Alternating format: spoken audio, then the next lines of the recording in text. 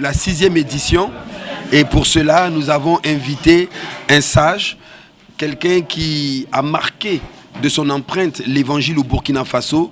Cet homme n'est autre que le serviteur de Dieu, le pasteur Samuel Yameogo. La sagesse, parce que nous, la nouvelle génération, nous avons besoin d'entendre les anciens afin qu'ils puissent nous prodiguer les conseils nécessaires. Comment réussir un bon ministère?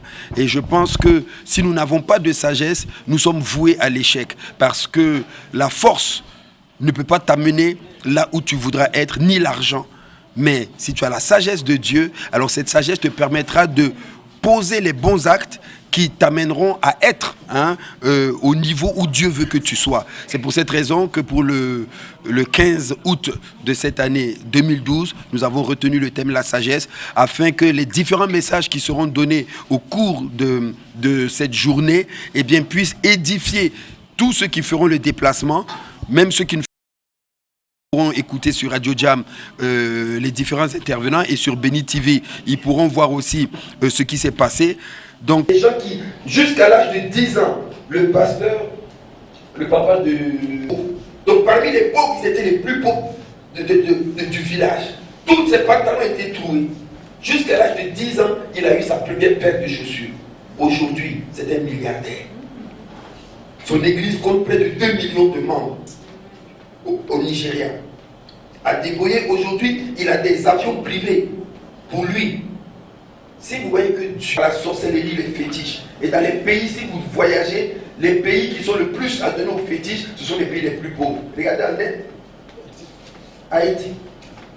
Regardez au Mali, Burkina, les WAC. C'est des démons, ça nous. Il faut qu'on ouvre les yeux et qu'on regarde au vrai Dieu qui a béni la terre.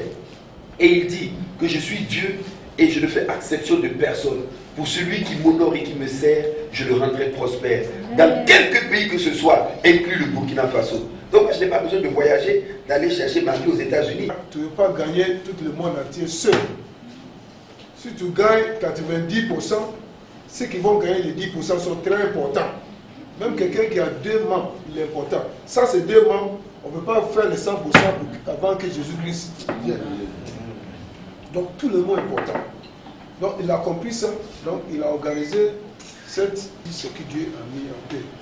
Et en faisant ça, ensemble, nous portons l'évangile partout au monde. Donc voilà la raison pour laquelle Béni TV existe. Et je pense que le Burkina Faso, c'est un pays que vont adhérer cette télévision. Et le Seigneur bénisse la terre des hommes et paix.